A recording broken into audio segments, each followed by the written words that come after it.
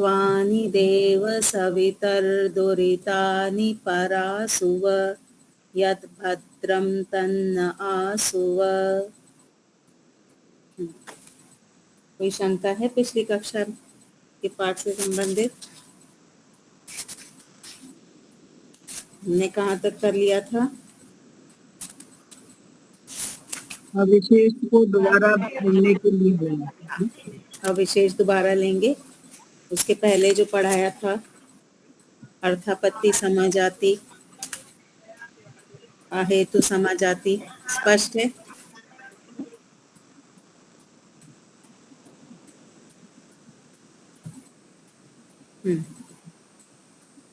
कोई शंका है उसमें? नहीं। अहेतु समा कोई बताएगा क्या था?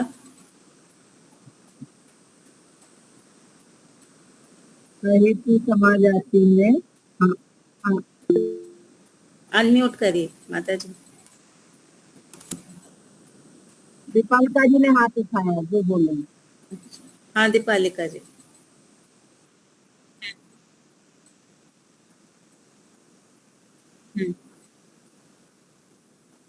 जाति का मतलब है चालाकी से खंडन करना। जाति क्या है? चालाकी करके, कभी कभी अनजाने में भी हो जाता है और कभी कभी चालाकी करके शब्दों का तोड़ मरोड़ करके सामने वाले का खंडन करना, यह है जाति। हेत्वाभास क्या है? पंचावयव हमने सीखे थे, प्रतिज्ञा, हेतु, व्याप्ति और उदाहरण आदि आदि। तो उसमें जो हेतु वाला भाग है ना, वो सही हेतु न देना। ऐसा लगे कि हेतु है लेकिन वो हेतु नहीं होगा, वो सही हेतु नहीं होगा, तो सिर्फ उतने भाग में गलती करना, वो है हेत्वाभास। जाति में कहीं पे भी वो गड़बड़ कर सकता है, लेकिन हेत्वाभास में केवल हेतु तक ही सीमित रहता है। ठीक है। हाँ, तो अहेतु समा जाति कौन बताएगा? प्रयास करती हूँ आचार्य जी। जी, मैं बताऊं? हाँ, बताइए आप। हाँ जी, थोड़ा थोड़ा समझ में आया है। जो जो वस्तु तीनों कालों में सिद्ध न हो, किसी प्रकार से नहीं होती, इसलिए वह अहेतु के समान मानी जाती है। उसे अहेतु समान। हाँ ठीक है माता जी। प्रतिवादी ऐसा कहता है कि ये हेतु जो है तीनों कालों में ही असिद्ध है, इसलिए इससे कोई साध्य सिद्ध नहीं हो सकता। ये ऐसा कह करके वो खंडन करता है, वो ये अहेतु समाज। हाँ, हेतुवादी तो सही देगा, वादी जो हेतु देगा वो सही होगा, लेकिन प्रतिवादी क्या कहेगा कि आपने जो हेतु दिया ये तीनों ही कालों में सिद्ध नहीं होता। आप इसको हेतु कह रहे हैं लेकिन ये हेतु नहीं है, यह अहेतु है। क्यों अहेतु है? यदि वो साध्य के पहले है, साध्य के पहले यदि वो हेतु है तो पहले होने से वो हेतु तो बना ही नहीं, क्योंकि जब साध्य नहीं है तो फिर हेतु कैसा? इसलिए पहले होने से वो असिद्ध है, वो हेतु आपका अहेतु हो गया। साध्य के बाद है तो साध्य तो पहले से ही सिद्ध हो गया, अब उसके बाद आप हेतु दे रहे हैं तो भी वो हेतु नहीं बना, वो अहेतु है। और अगर दोनों एक ही काल में उपस्थित हैं तो कौन किसकी सिद्धि कर रहा है? हेतु साध्य की सिद्धि कर रहा है या साध्य हेतु की सिद्धि कर रहा है? इस प्रकार से हेतु का खंडन कर देना, तो सही हेतु को भी गलत बता देना, यह है अहेतु समा जाति। ठीक है सत्यदेव जी? यहाँ हाँ हेतु सही होगा लेकिन प्रतिवादी उसका खंडन कर देगा। इसमें आगे से दूरी कहाँ बढ़ाई? देखिए, एक था प्राप्ति समा, ठीक है, प्राप्ति समा और अहेतु समा। अहेतु समा में 3 भाग हो गए। अहेतु समा में 3 भाग कैसे हो गए? हेतु पहले, हेतु बाद में और हेतु असाध्य साथ में। ठीक है। तो ये जो तीसरा पार्ट है ना, साध्य और हेतु दोनों साथ में, अब प्राप्ति में भी यही कहा, हेतु और साध्य दोनों साथ में होंगे, दोनों प्राप्त हो गए। तो प्राप्ति समा में स्थान के एंगल से देखा था, घड़ा और डंडा दोनों साथ में आ गए, ठीक है। चाकू और तरबूज दोनों एक स्थान पे आ गए, यह है प्राप्ति समा, दोनों प्राप्त हो गए, चाकू हेतु और तरबूज साध्य, दोनों जब साथ में आ गए तो कौन किसको सिद्ध कर रहा है, वहां पे ये आरोप लगाया था। यहाँ पर काल की दृष्टि में है, यहाँ उदाहरण दिया था ना कि दोनों चीजें साथ में हो, हेतु और साध्य दोनों चीजें एक ही काल में उपस्थित, जैसे अग्नि और धुआं, अग्नि और धुआं दोनों एक ही काल में उपस्थित हैं, धुआं हेतु हो गया, अग्नि साध्य हो गई। तो यहाँ पे काल अर्थात एक साथ दोनों जब उपस्थित होंगे, प्राप्ति समा में एक ही स्थान में जब दोनों उपस्थित होंगे, ठीक है। ठीक, समझ गया। और कोई शंका? नहीं, प्राप्ति समा में तो वर्तमान का करता है सारा, वहाँ वर्तमान में दोनों ही चीज साथ होती हैं। हाँ, साध्य और हेतु, हाँ, वो दोनों जब साथ में हैं। हाँ जी। हाँ, प्राप्ति समा में यह आरोप लगाया कि जब दोनों चीजें साथ में आ गई तो फिर कौन किसको सिद्ध कर रहा है, हाँ, ठीक। वहां इस प्रकार का आरोप है। जैसे एक व्यक्ति बैठा है अहमदाबाद में, एक बैठा है मथुरा में, तो यहाँ स्थान की दूरी हो गई, ठीक है। अब दोनों जब साथ आ गए तो स्थान की दूरी हट गई ना। वैसे ही हेतु एक जगह पे था, साध्य दूसरी जगह पे था, जब दोनों इकट्ठे हो गए तो कौन किसको सिद्ध कर रहा है, इस प्रकार का आरोप प्रतिवादी ने लगाया। यह है प्राप्ति समा जाति। और अहेतु समा क्या है?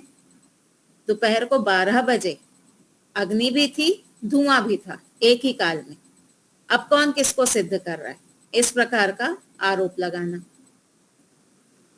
ठीक है सत्यदेव जी? ठीक है जी, ठीक है। और कोई शंका?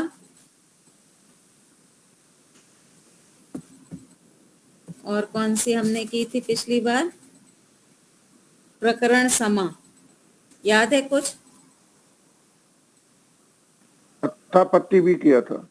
हाँ, प्रकरण समा कुछ याद है क्या था?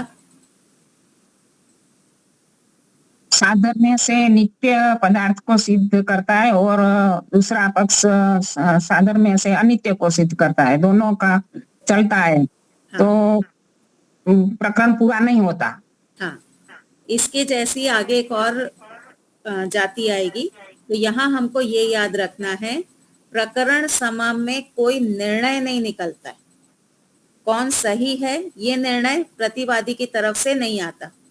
तुम अपने हिसाब से सही, हम अपने हिसाब से सही। पौराणिक लोग ये कहते हैं ना, ठीक है तुम्हें ईश्वर को निराकार मानना है तुम निराकार मानो, हमको साकार मानना है हम साकार मानेंगे। निर्णय पे नहीं। रामभद्राचार्य जी का उदाहरण दिया था आपने। हाँ हाँ, और ऐसे भी हम लोगों की जब किसी पौराणिक से बहस होती है तो अंत में वो क्या कहता है, तुम्हें निराकार मानना है तुम निराकार मानो, हमें साकार ठीक लगता है हम साकार मानेंगे। वहां पे निर्णय नहीं निकलता है, हम निर्णय निकालने का प्रयास करते हैं। हम कहते हैं नहीं देखो वेद में लिखा है न तस्य प्रतिमास्ति सपरिगा क्षुक्रम कायम, हम निर्णय निकालने का प्रयास करते हैं, लेकिन प्रतिवादी निर्णय पे नहीं आता, तुम वो मानो हम ये मानेंगे। ये है प्रकरण समा जाति। अर्थापत्ति क्या थी? वो उल्टा बता देता है। हाँ, उसी और से सिद्ध नहीं होता। हाँ, विशेष कोई हेतु नहीं देता, केवल वाक्य को ही उल्टा करके बता देता है, वो है अर्थापत्ति जाति। चलिए तो अब आगे चलते हैं। हमको अविशेष समा वापस से करनी थी ना, पिछली बार जो कर रही थी कुछ याद है तो मुझे आइडिया है कि किसको कितनी समझ में आई है। अविशेष समा जाति, लीला माता जी। अध्याय और उदाहरण में एक धर्म की समानता बताता है और वो बताता है कि हर एक वस्तु की सत्ता समान है, प्रतिवादी। इसलिए वास्तव में हम देखते हैं तो हर एक वस्तु इस ऐसा बताते हैं कि हर एक वस्तु की सत्ता है तो वो सब समान है, लेकिन वास्तव में हम देखते हैं कि हर एक वस्तु समान नहीं होती। हाँ हाँ, ठीक है। चलिए पहले इसको थोड़ा मोटा मोटा समझते हैं, फिर पुस्तक में से देखेंगे। हमारे न्याय दर्शन में जो पंचावयव है उसमें साध्य और दृष्टांत, ये जो दोनों होते हैं ना, इनकी समानता दिखा करके साध्य की सिद्धि की जाती है। ठीक है, साध्य शब्द है, दृष्टांत घड़ा है। अब ये जो शब्द है और दृष्टांत है, इनमें एक समानता को लिया जाएगा। क्या समानता को लिया जाएगा? दोनों उत्पत्ति धर्म वाले हैं। शब्द भी उत्पत्ति धर्म वाला है, घड़ा भी उत्पत्ति धर्म वाला है। अब क्योंकि दोनों का एक धर्म समान है, उस आधार पे हम कहते हैं कि ये दोनों कैसे हैं? दोनों अनित्य हैं। साध्य और उदाहरण दोनों का एक धर्म लेकर के समानता दिखाई जाती कि देखो ये दोनों जो है ना, ये एक समान है। उनकी समानता का आधार क्या है? पीछे एक धर्म। वो एक धर्म क्या है? उत्पत्ति। तो उत्पत्ति के आधार पे हम कहते हैं कि शब्द और घड़ा समान है। अब क्योंकि ये दोनों समान हैं तो ये कैसे हैं? ये अनित्य हैं। ये वादी की शैली है। अब प्रतिवादी क्या करेगा? इस शैली पे प्रहार करेगा। प्रतिवादी बोलेगा कि तुम एक धर्म को लेकर के दो वस्तुओं को समान बता रहे हो। उत्पत्ति धर्म को लेकर के तुम शब्द और घड़े को समान बता रहे हो और फिर कह रहे हो कि ये दोनों अनित्य हैं।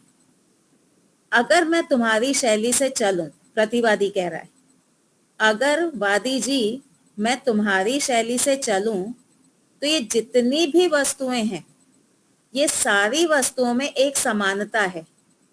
क्या समानता है? सत्ता।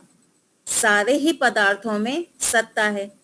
तुम कहते हो समान धर्म होने पर वस्तुएं समान होती हैं, तो तुम्हारे हिसाब से सत्ता क्योंकि सब में समान है, इसलिए सारी वस्तुएं एक जैसी होनी चाहिए।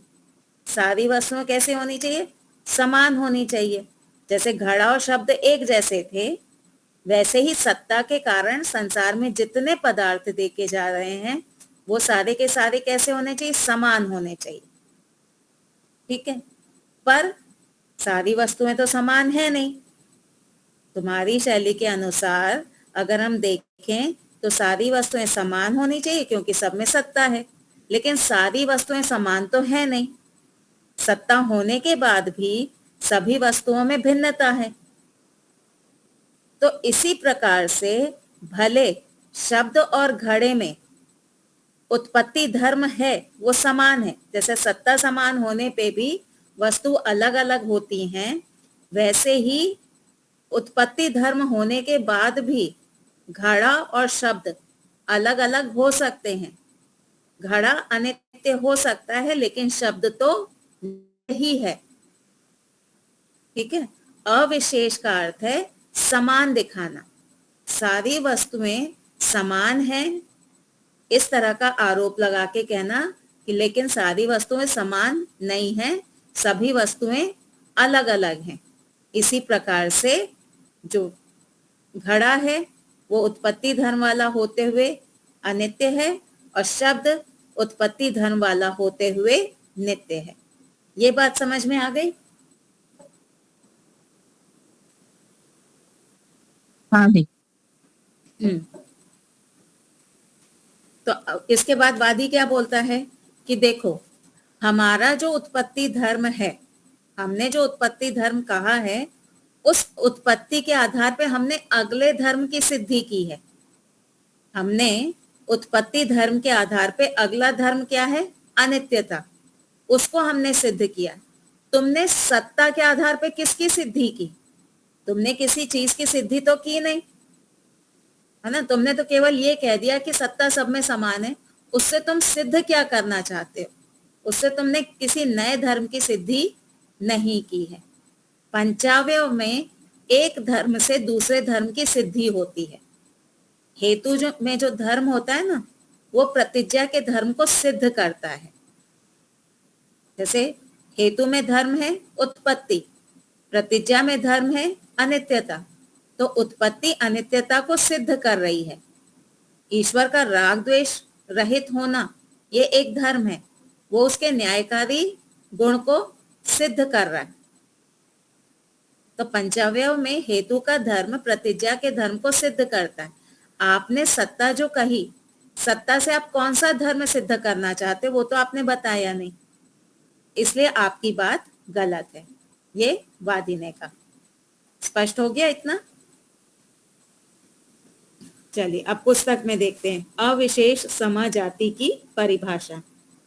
जब वादी ने उदाहरण के साधर्म्य से अपने पक्ष की स्थापना कर दी, वादी ने उदाहरण के साथ में साधर्म्यता दिखाते हुए अपने पक्ष की स्थापना कर दी। क्या साधर्म्यता है? उत्पत्ति धर्म वाला। तब प्रतिवादी ऐसा कहता है कि साध्य और उदाहरण में एक धर्म की समानता होने से दूसरे धर्म की सिद्धि होती है। प्रतिवादी बोला कि दोनों साध्य और उदाहरण का जो एक धर्म है उसके आधार पे दूसरे धर्म की सिद्धि होती है। इसी प्रकार से सब पदार्थों में एक धर्म, कौन सा धर्म है वो? सत्ता के सिद्ध होने से सबकी समानता सिद्ध होती है। इसी प्रकार से हम कहते हैं कि सत्ता सब में है, इसलिए सारे पदार्थ समान है। इस प्रकार से सब वस्तुओं को एक समान बताकर खंडन करना, यह अविशेष समाजाति कहलाती है। विशेष यानी डिफरेंट, भिन्नता। अविशेष यानी नो डिफरेंस, कोई भिन्नता नहीं है। भिन्नता नहीं है इसका अर्थ है कि समान है। उदाहरण देखेंगे। वादी द्वारा साधर्म्य से स्थापना शब्द अनित्य है। प्रयत्न के पश्चात उत्पन्न होने वाला होने से जो वस्तु प्रयत्न के पश्चात उत्पन्न होती है वह अनित्य होती है। जैसे घड़ा, घड़े के समान शब्द भी प्रयत्न के पश्चात उत्पन्न होता है। दोनों में समानता दिखा दी कि दोनों प्रयत्न के पश्चात उत्पन्न होते हैं, इसलिए प्रयत्न के पश्चात उत्पन्न होने वाला होने से शब्द अनित्य है। अब प्रतिवादी द्वारा खंडन अविशेष समाजाति का प्रयोग करते हुए, यदि घड़े और शब्द के समान धर्म, वो समान धर्म क्या है? प्रयत्न के पश्चात उत्पन्न होना के आधार पर इन दोनों की अनित्यता सिद्ध होती है। अगर दोनों में एक धर्म समान है और उस समान धर्म के आधार पे आप अनित्यता सिद्ध कर रहे हैं, तो सब पदार्थों में एक धर्म सत्ता के सिद्ध होने से, यानी सभी पदार्थों में सत्ता भी रह रही है, सबकी समानता सिद्ध हो गई। इस आधार पे संसार में जितने पदार्थ हैं वो सारे कैसे हो गए? एक समान हो गए, क्योंकि सब में समानता है। परंतु प्रत्यक्ष व्यवहार में हम देखते हैं कि सभी पदार्थ एक समान नहीं होते। प्रतिवादी ने खंडन किया कि आपकी शैली से सारी वस्तुएं समान सिद्ध हो रही हैं, लेकिन सारी वस्तुएं तो समान नहीं होती।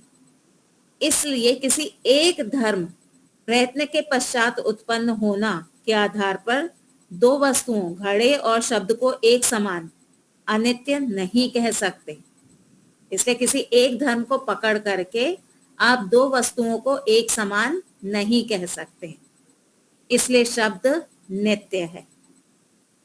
वादी द्वारा इसका उत्तर, प्रयत्न के पश्चात उत्पत्ति होना यह धर्म व्याप्ति पूर्वक होने से अनित्यता धर्म को सिद्ध करता है। ये व्याप्ति है, जो वस्तु उत्पन्न हुई है वो नष्ट होगी, वो अनित्य ही होगी। ये एक यूनिवर्सल नियम है, ये कभी भी टूटता नहीं है। परंतु एक धर्म सत्ता से कौन सा दूसरा धर्म सिद्ध होता है, यह प्रतिवादी ने नहीं बताया। हमने कहा कि उत्पत्ति से अनित्यता सिद्ध हो रही है, पर आपने सत्ता से क्या सिद्ध करना चाहते हैं आप, वो तो आपने बताया नहीं। जिससे कि सब पदार्थ एक समान माने जाएं, जिससे ये कहा जाए कि सारे ही पदार्थ एक समान है। यदि सबकी समानता वाला दूसरा धर्म अनित्यता को ही प्रतिवादी कहना चाहता हो, यानी अगर वो ये कहना चाहता है, जैसे हमने कहा कि उत्पत्ति से अनित्यता सिद्ध होती है, तो अगर प्रतिवादी यह कहना चाहता है कि सत्ता से अनित्यता सिद्ध होती है, तो प्रतिवादी का पक्ष ऐसा बनेगा, सब पदार्थ में सत्ता होने से सभी पदार्थ अनित्य हैं। यहाँ दो बातें आई हैं। पहली बात क्या कही कि वादी कह रहा है, प्रतिवादी जी आपने सत्ता के आधार पे कौन सा धर्म सिद्ध होगा ये बात आपने नहीं कही, ठीक है। और मान लो हम ऐसा कहें कि आप यह कहना चाहते हो कि सत्ता के आधार पे आप अनित्यता सिद्ध करना चाहते हो, तो क्या गड़बड़ आएगी? सत्ता सारी वस्तुओं में है, हाँ, सभी अनित्य हो जाएंगी। कैसे हो जाएंगी? अनित्य हो जाएंगी। तो ये प्रत्यक्ष प्रमाण से ठीक नहीं है। तो प्रतिवादी का पक्ष ऐसा बनेगा कि सब पदार्थों में सत्ता होने से सभी पदार्थ अनित्य हैं। जब सभी पदार्थ अनित्य हैं, तब सभी पदार्थ तो साध्य बन गए। जब सारे ही पदार्थ अनित्य हैं, तो आप उदाहरण कहाँ से लेके आओगे? जैसे हम नित्य पदार्थ का भी उदाहरण देते हैं ना, वैधर्म्य से जब हम सिद्धि करते हैं तो हम नित्य पदार्थ का भी उदाहरण देते हैं। अब आपके पास वैधर्म्य से सिद्धि के लिए तो कोई उदाहरण ही नहीं बचेगा, तब साध्य से अलग उदाहरण कोई बचा ही नहीं। बिना उदाहरण के कोई हेतु सिद्ध नहीं होता। केवल आप प्रतिज्ञा दे दो, आप हेतु दे दो, लेकिन आपके पास कोई दृष्टांत ना हो तो कैसे मानेंगे? नहीं मानेंगे आपकी बात। इसलिए बिना उदाहरण के प्रतिवादी के हेतु से उसके पक्ष की सिद्धि नहीं हो सकती। उदाहरण क्या होता है? उदाहरण वो होता है जिसमें हेतु का धर्म भी हो और साध्य का धर्म भी हो, उसी को हम दृष्टांत कहते हैं ना। तो हमें अगर कोई चीज समझनी है तो उसके लिए हमको एक दृष्टांत भी चाहिए होता है। जो बात हम बोलना चाहते हैं कि देखो भाई, उत्पत्ति वाली वस्तुएं अनित्य होती हैं, तो हमको सामने वाले को दिखाना पड़ेगा ना, देखो ये घड़ा जो है उत्पत्ति वाला है और ये नष्ट भी हो रहा है। ऐसे ही शब्द है। अब आपके पास उदाहरण है नहीं, तो आप तो केवल ऐसे ही प्रलाप करते रहेंगे कि जो उत्पन्न होता है वो नष्ट होता है। आपके पास कोई दृष्टांत नहीं है, सामने वाला भी आपकी बात नहीं मानेगा। तो बिना उदाहरण के कोई हेतु सिद्ध नहीं होता, इसलिए बिना उदाहरण के प्रतिवादी के हेतु से उसके पक्ष की सिद्धि नहीं हो सकती। यहां तक स्पष्ट हो गया? कोई लाइन है जो नहीं समझ में आई हो? चलिए आगे चलते हैं। वास्तविक स्थिति, दूसरी बात, यदि प्रतिवादी यह कहता है कि सभी पदार्थ अनित्य हैं, तो सभी पदार्थ उसके इस कथन में शब्द का भी समावेश हो गया।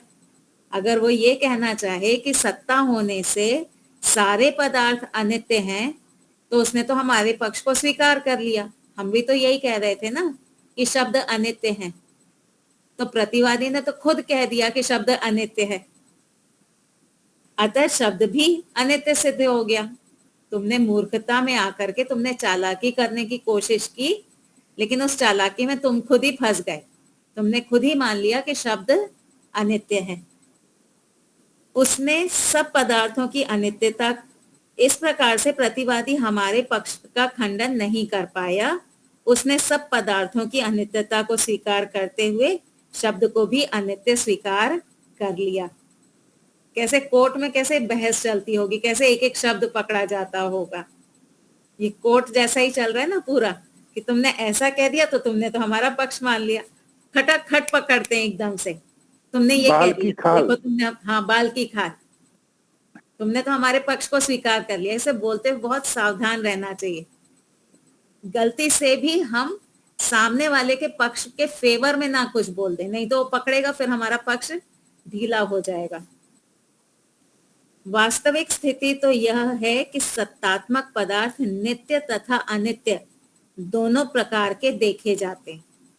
सत्ता से आप नित्यता या अनित्यता किसी एक की सिद्धि नहीं कर सकते, क्योंकि सत्तात्मक पदार्थ नित्य भी देखे जाते हैं जैसे ईश्वर जी, प्रकृति अनित्य भी देखे जाते हैं जैसे सृष्टि। जैसे ईश्वर, आत्मा आदि पदार्थ नित्य हैं और सूर्य, पृथ्वी, शरीर, घड़ा, मकान आदि पदार्थ अनित्य हैं। इसलिए भी प्रतिवादी का यह कथन कि सब पदार्थों में एक धर्म सत्ता के सिद्ध होने से सबकी समानता सिद्ध होती है, ठीक नहीं है। केवल सत्ता को लेकर के आप सारे पदार्थों को एक समान नहीं कह सकते। हो गया स्पष्ट? चलें आगे।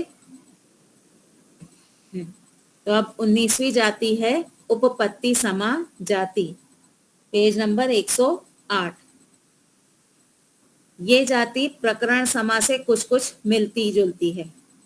जो उदाहरण आदि आएंगे, जो भाषा आएगी, वो लगभग उसके जैसी ही है, लेकिन एक अंतर है इसमें।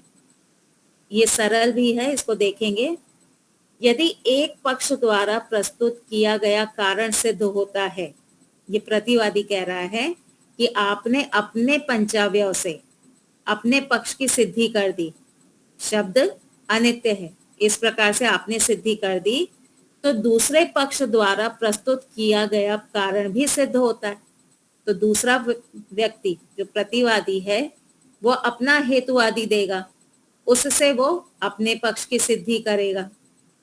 तुम्हारा अपने कारणों से सिद्ध हो रहा है, हमारा अपने कारणों से सिद्ध हो रहा है। जैसे पौराणिक लोग बोलते हैं ना, हाँ तुम्हारे वेदों में निराकार दिया है, हमारे पुराणों में साकार दिया हुआ है, इस प्रकार की बात कहना।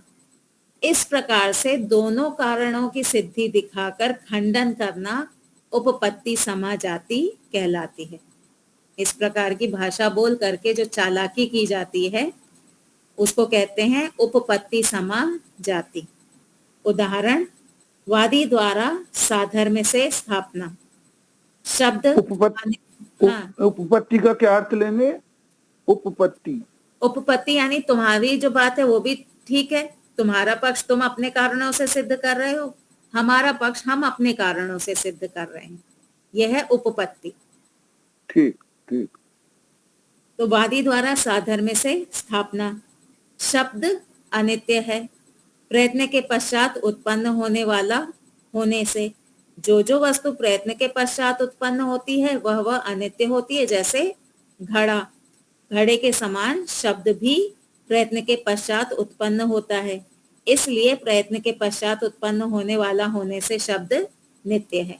ये वादी ने अपने पंचावयव के द्वारा अपनी बात की, अपने जो साध्य है उसकी सिद्धि कर दी। अब प्रतिवादी खंडन करेगा, वो भी पंचावयव लेकर के आएगा उपपत्ति समा जाति का प्रयोग करते हुए। उसका पक्ष क्या है? शब्द नित्य है, हेतु अस्पर्श वाला होने से। जो वस्तु अस्पर्श वाली होती है वह नित्य होती है, जैसे आत्मा। यहाँ पे जातिवादी ने अथवा प्रतिवादी ने अपने पक्ष की भी स्थापना कर दी कि शब्द कैसा है? नित्य है, कारण उसमें स्पर्श नहीं है। जो वस्तु स्पर्श रहित होती है वह नित्य होती है, जैसे आत्मा। आत्मा के समान शब्द भी अस्पर्श वाला है, इसलिए अस्पर्श वाला होने से शब्द नित्य है। अब प्रतिवादी क्या बोलेगा? यहाँ आपका हेतु भी सिद्ध हो रहा है। आपने कहा था उत्पत्ति वाला होने से, तो आपका हेतु भी सिद्ध हो रहा है और हमारा भी हो रहा है। आपके अनुसार वहां उत्पत्ति हो रही थी, हमारे अनुसार वो अस्पर्श वाला है, तो हम दोनों का ही जो हेतु है वो सिद्ध हो रहा है। आप ये तो नहीं कह सकते ना कि शब्द में स्पर्श नहीं है, शब्द में स्पर्श है, आप ऐसा तो नहीं कह सकते। आप स्वीकार करते हैं ना कि शब्द स्पर्श रहित है, हम कहेंगे हाँ हम स्वीकार करते हैं। तो उत्पत्ति हमने स्वीकार कर ली, अस्पर्श आपने स्वीकार कर लिया, तो दोनों का ही पक्ष सही हो गया। यदि अनित्यता का कारण सिद्ध होने से शब्द अनित्य है, तो नित्यता का कारण भी सिद्ध होने से शब्द नित्य है। इसलिए अस्पर्श वाला होने से शब्द कैसा है? नित्य है। अगर उत्पत्ति के कारण शब्द अनित्य है तो अस्पर्श के कारण शब्द नित्य है। अब वादी इसका उत्तर देगा, जब प्रतिवादी ने दोनों पक्षों के कारणों को स्वीकार कर लिया तो दो में से एक अनित्यता का कारण भी स्वीकार कर लिया। देखिए, प्रकरण समा जाति में भी यही बात थी। प्रकरण समा में क्या था? वादी ने अपना पक्ष रखा, प्रतिवादी ने अपना पक्ष रखा। वहां पे प्रकरण जो था वो चलता जा रहा था, खत्म नहीं हो रहा था। उपपत्ति समा जाति में क्या है? दोनों अपना अपना पक्ष रखेंगे और फिर प्रतिवादी कहेगा हमारा पक्ष सही है। यहाँ पे निर्णय निकल आएगा। प्रकरण समा में निर्णय नहीं निकलेगा। ठीक है, सही निर्णय हो या गलत हो वो बात की बात है, लेकिन प्रकरण समा में निर्णय नहीं निकलेगा और उपपत्ति समा जाति में निर्णय निकल आएगा। तो अब वादी इसका उत्तर क्या दे रहा है? जब प्रतिवादी ने दोनों पक्षों के कारणों को स्वीकार कर लिया तो दो में से एक अनित्यता का कारण भी स्वीकार कर लिया। जब आपने ये कहा तुम्हारा भी सही हमारा भी सही, तो तुमने पहले हमारा तो पक्ष स्वीकार कर लिया ना। हमने जब ये कहा कि उत्पत्ति वाला होने से शब्द अनित्य है, तुमने उसका खंडन तो किया नहीं, इसलिए तुमने हमारा पक्ष स्वीकार कर लिया। इससे क्या पता चलता है? जब वाद हो रहा है, एक पक्ष ने अपनी बात रखी है, तो दूसरा पक्ष सबसे पहले क्या करेगा? सबसे पहले वो वादी के पक्ष का खंडन करेगा। अगर वो खंडन नहीं कर रहा है और अपना पक्ष रख रहा है, तो कहीं ना कहीं वो स्वीकार कर रहा है कि वादी का पक्ष सही है। तो वादी क्या करेगा? फटाफट अटैक करेगा। क्या अटैक करेगा?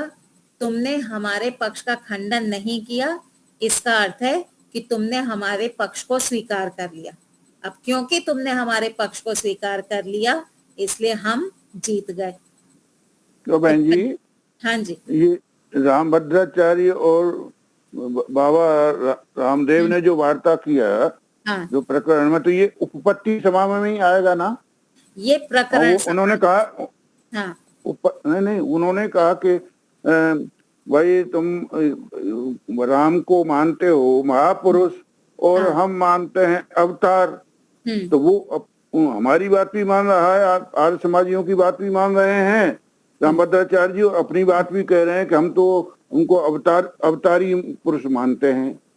अब तो इसमें बात, क्या, हाँ सुनिए, हाँ, अब हाँ, अगर इसमें रामभद्राचार्य जी ये कह देते कि तुम्हारा भी सिद्ध हो रहा है हमारा भी सिद्ध हो रहा है, इसलिए हम सही हैं, इसलिए हम सही हैं, इस प्रकार की भाषा अगर व्यक्ति बोल देता है तो वो हो गया उपपत्ति समा जाति। पर अगर ये कहता है तुम भी सही हम भी सही, वहां पे अंत में वो ये नहीं कह रहा कि हम सही हैं, हम ही सही हैं, ऐसा नहीं कह रहा, तुम भी सही हो हम भी सही है। हाँ, ये कहा, यही कहा। हाँ, तो वो है प्रकरण समा जाति। जैसे लोग कहते हैं ना, तुम मूर्ति पूजा मानो हम मूर्ति पूजा नहीं मानेंगे, तुम अपना करते रहो हम अपना करते रहेंगे, यह है प्रकरण समा जाति। ठीक है, वेदों में लिखा है ईश्वर निराकार है, तुम वैसा मानो, लेकिन पुराणों में लिखा है ईश्वर अवतार लेते हैं, तो ईश्वर अवतार लेते हैं, तो ये प्रकरण समा जाति। ठीक है, निर्णय निकल आएगा उपपत्ति में, यहाँ निर्णय नहीं है। हाँ, प्रकरण समा में निर्णय नहीं होगा, उपपत्ति में निर्णय निकल आएगा। ठीक है, ठीक। तो अब वादी इसका उत्तर दे रहा है, जब प्रतिवादी ने दोनों पक्षों के कारणों को स्वीकार कर लिया तो दो में से एक अनित्यता का कारण भी स्वीकार कर लिया। इससे शब्द की अनित्यता का खंडन नहीं हुआ। आपने हमारे पक्ष का खंडन नहीं किया, तो इसका अर्थ है कि आपको स्वीकार है। यदि फिर भी शब्द की अनित्यता का खंडन माना जाए तो प्रतिवादी का वचन सत्य नहीं होगा। अगर फिर भी वो प्रतिवादी ऐसा मान ले कि नहीं खंडन हो गया है, तो खंडन हो गया, इसका मतलब है कि आपने हमारे पक्ष को स्वीकार नहीं किया। कि दोनों पक्षों के कारण सिद्ध होते हैं, या तो आप खंडन करो या फिर आप स्वीकार करो। तो आप खंडन नहीं कर रहे हैं, और उसके बाद अगर ऐसा माना जाए कि खंडन हो गया, तो प्रतिवादी ने जो कहा था कि ठीक है, तुम अपना कारण तुम्हारा ठीक है, हमारा कारण ठीक है, वो बात नहीं मानी जाएगी। आई बात पकड़ में? ये अभी जो लाइन पढ़ी, नहीं नहीं, वो तो दोनों बात होंगी, तेरी बात भी सही और मेरी बात भी सही। ये लास्ट की लाइन एक बार फिर देखते हैं। यदि फिर भी शब्द की अनित्यता का खंडन माना जाए, अगर हम फिर भी ऐसा मान लें कि शब्द की जो अनित्यता है उसका खंडन हो गया है, तो प्रतिवादी का वचन सत्य नहीं होगा। प्रतिवादी क्या कह रहा था? तुम भी सही और हमारा कारण भी सही, तुम्हारा कारण भी सही है, हमारा कारण भी सही। अगर ऐसा कहते हो तुम, तो तुम्हें हमारे पक्ष को स्वीकार करना पड़ेगा। पर अगर तुम खंडन मानते हो, अंदर ही अंदर तुम खंडन मान रहे हो इस बात का कि हमारा पक्ष सही नहीं है, तुमने बोला नहीं है, लेकिन अंदर ही अंदर तुम खंडन मान रहे हो, तो तुम्हारा ये जो वाक्य है, तुम भी सही हम भी सही, ये तुम्हारा वाक्य गलत हो गया, क्योंकि तुम हमारा पक्ष सही नहीं मान रहे हो। कि इन दोनों पक्षों के कारण सिद्ध होते हैं, जबकि प्रतिवादी ने दोनों कारणों की सिद्धि स्वीकार की है। प्रतिवादी ने तो खुद ही बोला, तुम्हारे हिसाब से वो सही, हमारे हिसाब से ये सही। इससे शब्द की अनित्यता का कारण भी स्वीकार हो जाने से वादी के पक्ष का खंडन नहीं हुआ, बल्कि सिद्ध हुआ। यदि प्रतिवादी कहे कि एक ही वस्तु शब्द के विषय में दो विरोधी धर्म, नित्यता और अनित्यता को कहने से विरोध नामक दोष उत्पन्न होता है, तो वादी का उत्तर यह है कि यह विरोध नामक दोष तो दोनों पक्षों में समान है। अगर प्रतिवादी ये कहे कि दोनों बात अगर हम स्वीकार करेंगे, नित्यता और अनित्यता दोनों बातें अगर हम स्वीकार करेंगे तो दोष आएगा, है ना। एक ही वस्तु में नित्यता और अनित्यता दोनों बातें तो हो नहीं सकती हैं। तो अगर वो ऐसा कहता है तो विरोध नामक दोष उत्पन्न होता है। तो वादी का उत्तर यह है कि विरोध नामक दोष तो दोनों पक्षों में होगा। तुम्हारे पक्ष में भी तो यही बात आएगी, तुम पे भी तो हम यही दोष लगाएंगे ना कि तुम एक ही पदार्थ में नित्यता अनित्यता दोनों कह रहे हो। यह किसी के भी पक्ष की सिद्धि नहीं करेगा। ठीक है, स्पष्ट हो गया? आगे चलें। अब अगली जाति जो है, ये तो थोड़ी, एक मिनट, उपलब्धि समा, हाँ चलो ये तो फिर भी ठीक है, इसके बाद वाली थोड़ी कठिन है। तो उपलब्धि समा जाति की परिभाषा। जब वादी अपने पक्ष की सिद्धि में एक कारण प्रस्तुत करता है, तो प्रतिवादी उसके अतिरिक्त एक और नया कारण बताकर वादी के पक्ष का खंडन करता है। इस प्रकार से खंडन करने को उपलब्धि समा जाति कहते हैं। ये जाति मैंने एक बार पहले भी आप लोगों को पढ़ाई है, और लगभग वही बहुकुंडी और एक कुंडी यज्ञ का जो चल रहा था ना प्रकरण, उस समय पर बताई थी कि यहाँ पे रविंद्र जी ने उपलब्धि समा जाति का प्रयोग किया है। अभी वो प्रकरण पूरा अच्छे से याद नहीं आ रहा। 16/5/24 को कराई थी, मैंने डेट नोट करी है।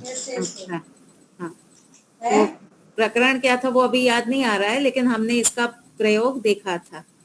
चलिए आगे देखते हैं।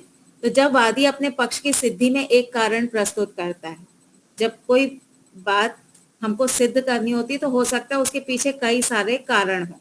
जैसे हमको सिद्ध करना है ईश्वर न्यायकारी है, तो उसमें ईश्वर का राग द्वेष रहित होना, ईश्वर का सर्वव्यापक होना, ईश्वर का सर्वज्ञ होना, ईश्वर का सर्वशक्तिमान होना, ये सारे ही कारण होते हैं।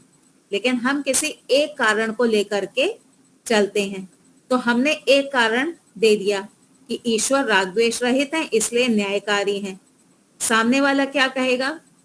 हमारे कारण के अलावा जो दूसरे कारण हैं उनको लेकर के आरोप लगाएगा कि केवल राग द्वेष रहित होने से थोड़ा ना होता है, सर्वज्ञ भी तो होना चाहिए, सर्वशक्तिमान भी तो होना चाहिए। हमने एक कारण कहा, उसने और 2-3 कारण उठा करके हम पे आरोप लगा दिया। ये है उपलब्धि समा जाति। तो प्रतिवादी उसके अतिरिक्त एक और नया कारण बताकर वादी के पक्ष का खंडन करता है। इस प्रकार से खंडन करने को उपलब्धि समा जाति कहते हैं। वादी द्वारा साधर्म्य से स्थापना। शब्द अनित्य है, प्रयत्न के पश्चात उत्पन्न होने वाला होने से। जो जो वस्तु प्रयत्न के पश्चात उत्पन्न होती है वह अनित्य होती है। जैसे घड़ा, घड़े के समान शब्द भी प्रयत्न के पश्चात उत्पन्न होता है, इसलिए प्रयत्न के पश्चात उत्पन्न होने वाला होने से शब्द अनित्य है। अब देखिए यहाँ पर शब्द की जो उत्पत्ति का कारण बताया वो है प्रयत्न। प्रयत्न से शब्द उत्पन्न हुआ और क्योंकि वो उत्पन्न हुआ इसलिए अनित्य है। तो यहाँ पर शब्द की उत्पत्ति के पीछे कारण बताया है प्रयत्न। अब प्रतिवादी क्या कहेगा कि केवल प्रयत्न से ही शब्द की उत्पत्ति नहीं होती। जैसे कि हमने ये प्रयत्न किया, संयोग हुआ, इस संयोग से शब्द उत्पन्न हुआ, ठीक है। तो शब्द संयोग के कारण शब्द की उत्पत्ति हुई। अब दूसरा कोई कहे कि केवल संयोग से ही थोड़ा ना उत्पन्न होता है, वियोग से भी तो होता है। पेज आप फाड़िए, एक पेज लीजिए, पेपर लीजिए, उसको फाड़िए, वियोग होगा, उसमें भी तो शब्द उत्पन्न हो रहा है। तो आप सामने वाला ये कहे कि नहीं, संयोग अकेले से शब्द उत्पन्न नहीं होता, वियोग से भी शब्द उत्पन्न होता है। तो इस प्रकार की बात कह के खंडन करना, यह है उपलब्धि समा जाति। जैसे किसी ने कहा चावल खाने से भूख मिटती है, दूसरे ने कहा रोटी खाने से भी तो मिटती है। तो यह है उपलब्धि समा जाति। प्रतिवादी द्वारा खंडन उपलब्धि समा जाति का प्रयोग करते हुए आपने शब्द की अनित्यता का जो कारण बताया कि प्रयत्न के पश्चात शब्द उत्पन्न होता है। प्रतिवादी कह रहा है कि आपने कारण क्या बताया, प्रयत्न के पश्चात उत्पन्न होना। तो प्रयत्न के पश्चात उत्पन्न होने से शब्द अनित्य है, ऐसा जो आपने कहा, परंतु इस कारण के बिना भी वायु की टक्कर से जब वृक्ष की शाखा टूट जाती है, जब तेज हवा चलती है तो पेड़ों की जो शाखा होती है वो टूट जाती है, तो शाखा के टूटने से जो शब्द उत्पन्न होता है वह भी तो अनित्य है। केवल प्रयत्न से जो शब्द उत्पन्न हुआ है वही थोड़ा ना अनित्य है, जो टूटने के कारण भी जो शब्द उत्पन्न हुआ है वो भी तो अनित्य है। देखिए कैसे मूर्खों जैसा खंडन है ना। हम तो अनित्यता सिद्ध करना चाहते थे, तुम भी वही बात कह रहे हो, लेकिन तुम कारण बदल रहे हो। तो शब्द की अनित्यता का केवल एक ही कारण नहीं है, अन्य भी कारण है, इसलिए आपका कथन ठीक नहीं है। इसलिए ये जो आपने बात कही ये बात ठीक नहीं है, बहुत सारे कारण हैं, इसलिए आपकी बात गलत है। वादी द्वारा ये प्रतिवादी कह रहा है। हाँ जी, जैसे मान लीजिए सत्यदेव जी वादी हैं, मैं प्रतिवादी हूँ। सत्यदेव जी ने कहा रोटी खाने से भूख मिटती है, भूख मिटने का कारण क्या बताया, रोटी। हाँ, मैं कहूंगी सत्यदेव जी रोटी खाने से ही थोड़ा ना भूख मिटती है, चावल खाने से भी मिटती है, इसलिए आपकी बात गलत है। अच्छा ठीक। हाँ, ये बात प्रतिवादी कह रहा है कि केवल प्रयत्न से उत्पन्न होने के कारण शब्द अनित्य नहीं होता है, जब वियोग होता है तभी तो शब्द उत्पन्न हो रहा है। जब एक डाल टूटती है, चर करके आवाज आती है, तो वो उसमें जो शब्द उत्पन्न हुआ वो भी तो अनित्य है। इसलिए प्रयत्न के पश्चात उत्पन्न होना यह अकेला कारण नहीं है। ठीक है। अब वादी द्वारा इसका उत्तर। जब वादी ने शब्द की अनित्यता का एक कारण बताया, वादी ने यहाँ प्रयत्न के पश्चात उत्पन्न होना ये एक कारण बताया, तो उस कथन में इतना ही कहा था कि इस कारण से शब्द की उत्पत्ति होती है। यहाँ पे वादी ने ऐसा नहीं कहा था कि शब्द की उत्पत्ति केवल इस कारण से ही होती है। अगर सत्यदेव जी ने कहा होता कि रोटी खाने से ही भूख मिटती है, तब मेरा अटैक करना ठीक था, लेकिन सत्यदेव जी ने ये नहीं कहा कि भूख के मिटने का एक ही कारण है। यह नहीं कहा था कि शब्द की उत्पत्ति का केवल यही एक कारण है, अन्य कोई कारण है ही नहीं। अन्य कारण होने का निषेध नहीं किया था। वादी ने यह नहीं कहा कि सिर्फ एक कारण है, वादी ने कहा यह भी एक कारण है। यदि अन्य किसी कारण से भी शब्द उत्पन्न होकर नष्ट हो जाता है तो भी शब्द की अनित्यता ही सिद्ध होती है। हमको तो अनित्यता सिद्ध करनी है, हमको कारण थोड़ा ना पीछे कौन कौन से कारण हैं। हमने एक कारण लेकर के शब्द की अनित्यता सिद्ध कर दी। फिर आप खंडन किस बात का कर रहे हैं? उपलब्धि समा जाति का एक अन्य उदाहरण। एक व्यक्ति ने कहा कि रोटी खाने से भूख मिटती है, दूसरे ने उसका खंडन किया, चावल खाने से भी तो भूख मिटती है। यहां भी दूसरे व्यक्ति ने वही गलती की, अर्थात उपलब्धि समा जाति का प्रयोग किया। पहले व्यक्ति ने कहा था कि रोटी खाने से भूख मिटती है, ऐसा नहीं कहा था कि केवल रोटी खाने से ही भूख मिटती है। ऐसी स्थिति में दूसरे व्यक्ति के कथन अनुसार यदि चावल से भी भूख मिटती है तो इसमें पहले व्यक्ति का खंडन क्या हुआ? कुछ भी नहीं। दूसरे व्यक्ति ने पहले व्यक्ति के पक्ष भूख मिटने का समर्थन ही किया, खंडन कहाँ हुआ? अगर वो ये कहता कि नहीं नहीं रोटी खाने से भूख नहीं मिटती है, तब तो खंडन कहलाता, पर उसने ऐसा कोई खंडन नहीं किया।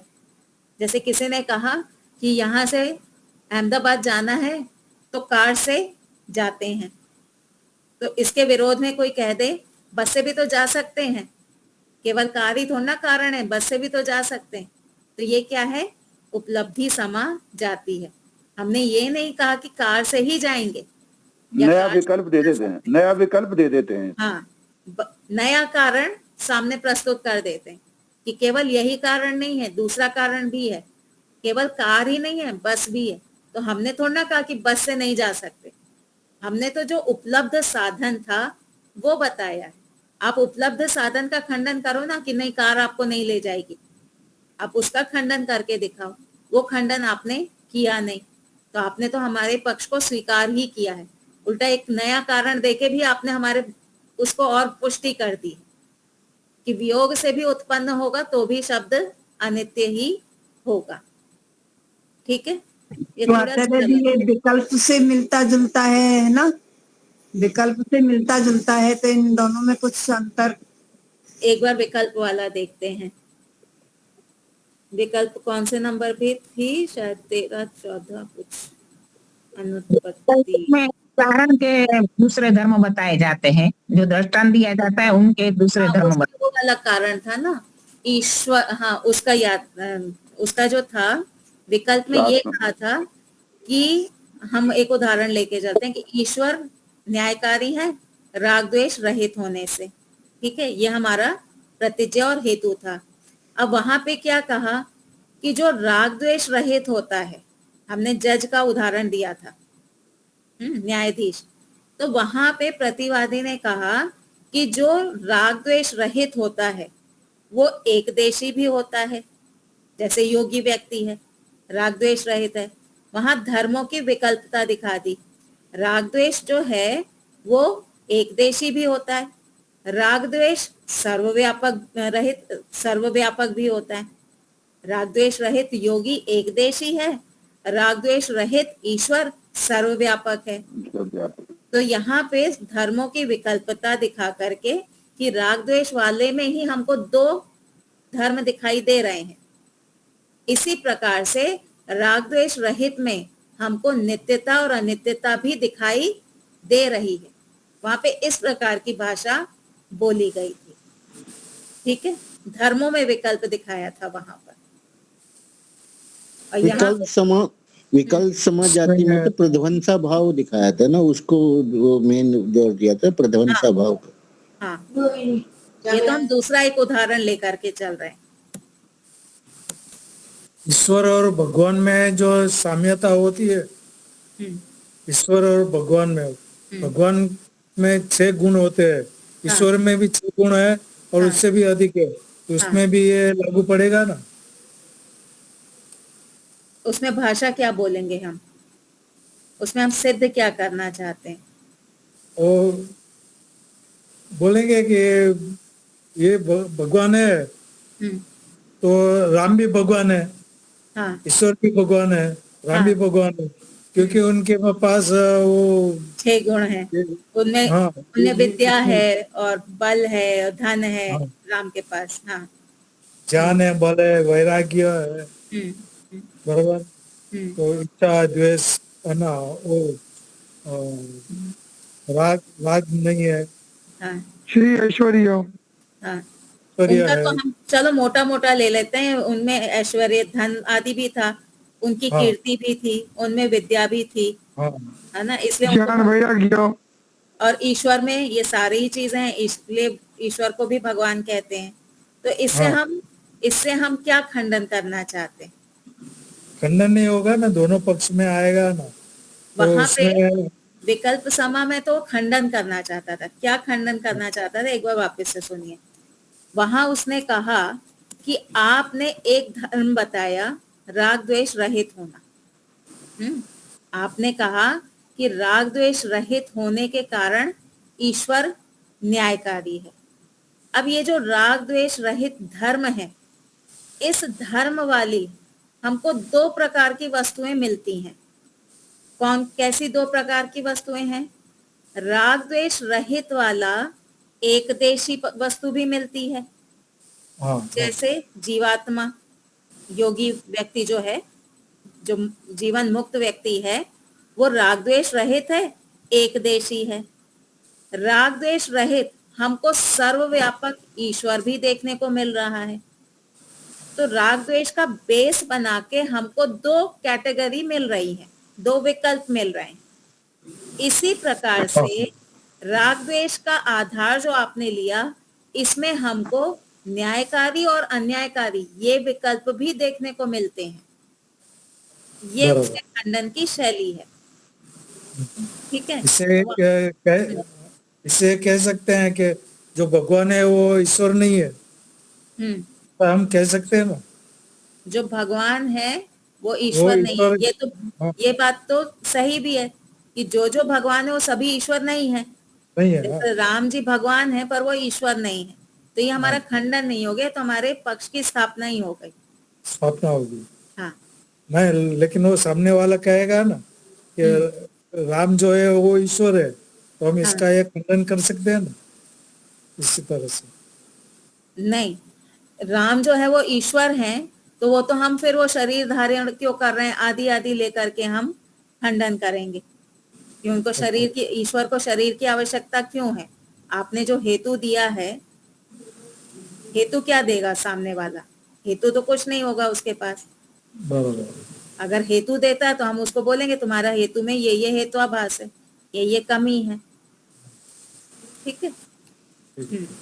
तो उपलब्धि समा जाति में अलग कारण बताया, विकल्प नहीं बताया, एक नया कारण लेकर के आ गया कि अकेला रोटी खाने से भूख नहीं मिटती है, चावल खाने से भी भूख मिटती है। ठीक है, अंतर आ गया दोनों में सत्यदेव जी? हाँ ठीक है, बिल्कुल ठीक है। ठीक है। तो अब अगली जाति जो है अनुपलब्धि समा जाति, ये थोड़ी मैथ्स वाली है, थोड़ा कंफ्यूज करने वाली है, इसमें थोड़ा दिमाग हमारा घूमेगा। तो अभी हम दिमाग को नहीं घुमाते हैं, अब हम अगली कक्षा में ही अपना दिमाग को घुमाएंगे। ठीक है। ठीक ठीक है। दीपालिका जी, कल क्या करें, दोपहर को कक्षा रखें या रात को रखें? ठीक है, आपके पास कोई और वक्त है दोपहर के लिए? परसों ना, हाँ, आप प्रॉक्सी वाले हैं। परसों परसों रखनी है ना। नहीं, दीपालिका जी कह रही है कल दोपहर को रखें 4 से 5। मंगल बोलते हैं इसलिए उसी के नाम से इस यान का नाम पड़ा मंगलयान। गुप्ता जी और थोड़ा 7 म्यूट नवंबर करके बोलिए। 14। हाँ,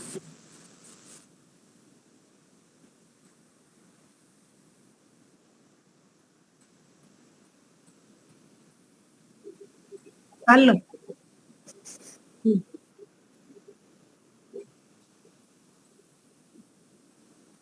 ठीक ठीक है, ठीक है, ठीक। ठीक है, तो फिर हम रात को ही मिलेंगे। कल हाँ, करनी ये है या समय परसों करनी है? कल करनी है या परसों करनी है? बुधवार, अरे गुरुवार या शुक्रवार न्याय की? शुक्रवार को। नहीं, आप लोग बोलिए, मैं तो हूँ, आप लोग बोलिए, आपको टाइम चाहिए पढ़ने के लिए या कल रख सकते हैं? एक एक दिन का गैप से रखिए। ठीक है, तो फिर न- शुक्रवार को रखें।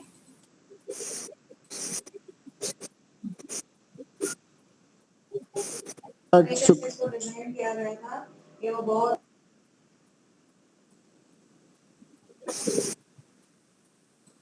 ठीक है, तो अब हम मिलेंगे शुक्रवार को। ठीक है, किसी और को कुछ पूछना है? वो तो पढ़ेंगे ना आचार्य जी, तब समझ में आएगा बाद में। अब तो याद करने की अभी बारी तो है। आ रहा है, अभी तो सभी कुछ आ रहा है, लेकिन जब बाद में पढ़ते हैं ना तब फिर निकल जाता है दिमाग से, ऐसा वो होता है। होता है ना, हाँ, सारी जातियां एक जैसी लगती हैं। बार बार इसको पढ़ना पड़ता है। बार बार पढ़ना, और उससे ज्यादा जब आप पढ़ाए ना किसी को, तब और ज्यादा स्पष्ट होता है। तो हाँ, खुद पढ़ने से इतना पढ़ाने से स्पष्ट नहीं। सीखने को मिलता है। वो किसी को सर्किट ज्ञान का मिले तो डायग्राम होता है ज्ञान। ना, सर्किट जो इलेक्ट्रिक सर्किट का डायग्राम होता है, पेपर पे जब बनाते हैं ना, बड़ा सरल लगता है, ऐसे ऐसे लाइन खींचिए और सब कुछ। लेकिन जब वो बोर्ड खोलते हैं ना, अंदर इतने सारे वायर होते, समझ ही नहीं आता है कि क्या है ये। तो बस बराबर। हमारा भी ऐसा ही है, जब क्लास चल रही है ना, तो सारे वायर एकदम स्पष्ट है, ये लाल है, ये हरा है, ये नीला है, ये पीला है। लेकिन जब बोर्ड खुलता है तो सारा लोचा हो जाता है। बराबर। तो अभ्यास से आएगा। आप, मैंने आपको बताया था, आप सत्यार्थ प्रकाश लीजिए, उसमें जो प्रतिवादी जो है, जो खंडन कर रहा है, उसकी भाषा देखिए, फिर उसको पकड़ने का प्रयास करिए कि इसने क्या गलती की है। वो जीव को ही ईश्वर बता रहा है, अथवा जीवात्मा को सर्वव्यापक बता रहा है, या जो भी वो गलतियां कर रहा है, तो कौन सी गलती वो कर रहा है, कौन सी जाति है, क्या छल है, तो आपको ज्यादा समझ में आएगा। अभी ठीक है? मुझे एक कारण आ रहा है, बताओ। हाँ, बताइए। ऐसे आर्य समाज की स्थापना के बाद पौराणिक पंडित लोग आर्य समाज के सामने शास्त्रार्थ के लिए आते थे। उसी समय पंडित गणपति शर्मा करके एक आर्य समाजी पंडित थे। तो उनके एक बड़े पौराणिक पंडित उनके सामने शास्त्रार्थ के लिए आए। उन्होंने आते ही उनको गणपति शर्मा का व्यक्तित्व इतना ये नहीं था, सामान्य से लगते थे, दुबले पतले।